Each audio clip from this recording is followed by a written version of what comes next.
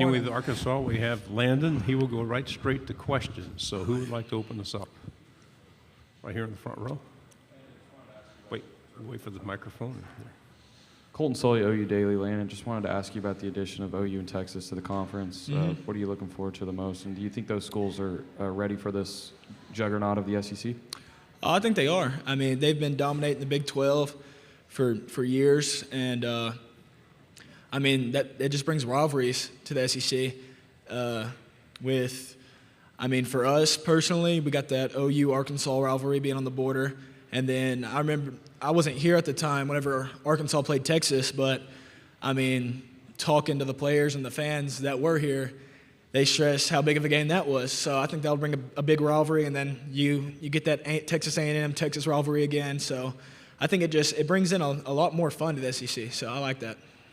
Left side, third row. Yeah, Landon, Evan Camico, Pig Trail Nation. What's it like for you working with new defensive coordinator Travis Williams? Oh, he's a great guy. I love him. I mean, every day we're going into meetings. He has a little DJ system set up in the meeting room, and he has everybody crunk before practice, and the energy just flows into practice. And I honestly think his energy alone brings so much to our defense. So I really like working with him. Left side, second row. Tyler Shaw with KBTX and College Station. What do you remember from last year's game against A&M and just kind of the craziness, how that went down, and then how much you looking forward to maybe, flipping the script this year? I'm excited for that game, but just got to take it game by game, And I mean, that game we just got to finish. We got to play a better football game. So, I mean, I'm ready for it, but like I said before, just taking it week by week. Right side, second row. Hey, Landon, talking about Coach T. Will, have you ever heard some of his old music? No, I actually have not. Ask him to play it for you. For sure, no, I will. Okay, we'll stay on the second row. Yeah, staying along those lines, not about T. Will's music, but KJ was just in here, and he was telling us about how much it meant to take care of the Auburn game after a couple of games that were real close but didn't go y'all's way. Is that a goal for this year? Well, first of all, what can you tell us about beating Auburn last year after losing a couple of heartbreakers earlier in your career to them? And also, does that game have more significance now that you got Travis Williams, who had a great career at Auburn? No, that was a great win. Anytime you win a big game in the SEC, it's great. I mean, every week's really tough competition. So, I mean, that was a really exciting game for sure. Left side, back row. Yeah, Clint Schweitzer from Starcade Media. Can you just talk about the rivalry with Missouri? Throughout your career, you've gone, I think, 1-1 and lost 2 against Missouri, and tough loss here this last November. Just kind of talk about that rivalry and what it means to the university.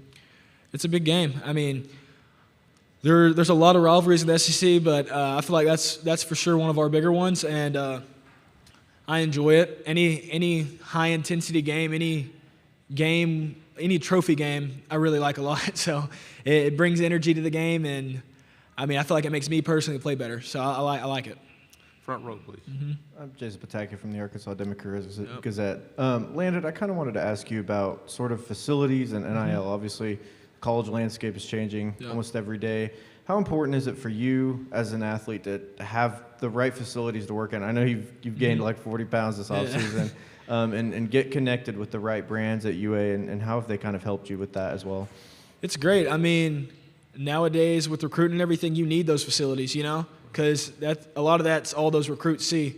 So I think it helps. I mean, not having some of the extra stuff isn't really going to turn a player into some Greek god, but I mean, having them, it is beneficial. Second row, left side.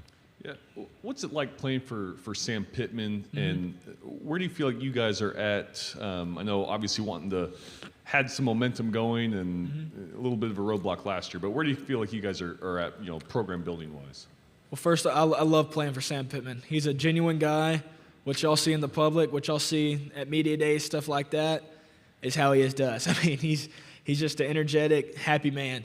And, I mean, he's walking around all day at practice, just chopping it up with different players, making conversation.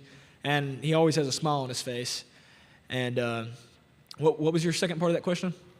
Just how do you feel like you guys are building the program?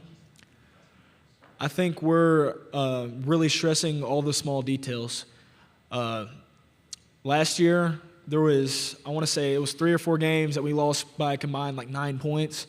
So those games where we're losing by 2 and 3, we got to be able to capitalize and win those games. And I feel like that will make us a much better team. And Coach Souders, he's our new strength coach, came from Louisville. He really stresses all the little details. For example, for our workouts, he stresses us to be there not 5 minutes early, but earlier than 5 minutes. So say the workout's at 3 p.m. If you're there at 2:55, you're on the Stairmaster, you're doing up, down, something like that. So it's literally just all the little details we're really trying to perfect right now, and I think he'll play into the season. Right side, back row. Landon, Corey LeBounty with WNSP. You've been selected as an ambassador for Arkansas. What does that mean to you personally, and how do you take this growth here at SEC Media Days and take it to the leadership factor on your team? No, it's great. I mean, I'm just happy that my coaches kind of, I guess, view me as that, and I love leading my teammates. It's a blessing, really. So if you asked me 3 years ago, I would never expected to be in this position that I'm in today. But I mean, I plan on leading my teammates all throughout the season, being a positive leader, because those type of leaders are always the ones that I personally have kind of wanted to follow with. You know, like a guy like Bumper Pool last year. He's never being negative and cussing players out, this and that. He's like, come on, bro, like let's finish this workout, this and that. And I just like encouraging like that. And I'm gonna be the best leader I can be towards my D-line, and not just my D-line, but my whole defense this season. Left side. Landon, my head's still kind of spinning 7 Yeah. months later from the Liberty Bowl game against Kansas, 3 overtimes, Yeah. 55-53. Watching it kind of tired me out. So what was what was like playing in that game, and just it was... Man, that game was exhausting. I want to say I had 80-something snaps that game, and before that, the most snaps I had in the game was against A&M with like 48-50. So, I mean, it was unreal. I had to play DN, D tackle, buck, stand-up linebacker. It was just all over, and it was long. So, I mean, right after that, I went home. We drove back home actually, and I went to bed. Final 2 questions on the end and then in the front row. Hey, Landon, Sure. Jacques Doucet, WAFB in Baton Rouge. You started your career at LSU. Yep. Obviously, things have worked out. You're here. Just that journey and the last 2 games against them, both decided by a field goal. And it's been some very tight games with LSU. Man, I love Baton Rouge. You know, I got recruited there by Coach Ed Orgeron, and it was a great year. I really loved the city, and I think it was a great town and a great college in general, but it just wasn't for me personally. Like, it just wasn't, I didn't feel at home really, and that's my biggest thing. I'm a big family man, and I just knew I needed to be closer to home. I needed to be somewhere where if times are getting tough, I got an uncle in Rogers. So if I had a bad week or something, I just want to see a familiar face, see some family, I can drive right up to Rogers and sit down and have a meal with him. So it's just stuff like that. I mean, I need to be closer to home, closer to family. Final question. When you sort of talk about OU and Texas joining the conference, how important is it from a recruiting perspective to have those top-notch facilities and obviously the right collectives? And from your experience, did that ever go into sort of your transfer from LSU? I'd say it went into play for my, with the whole facilities deal, I'd say it went into play more in my high school recruitment. And LSU had some gorgeous facilities. I mean, their lockers pull out into beds. And I wouldn't say that really sold me, but it's something I thought of, you know?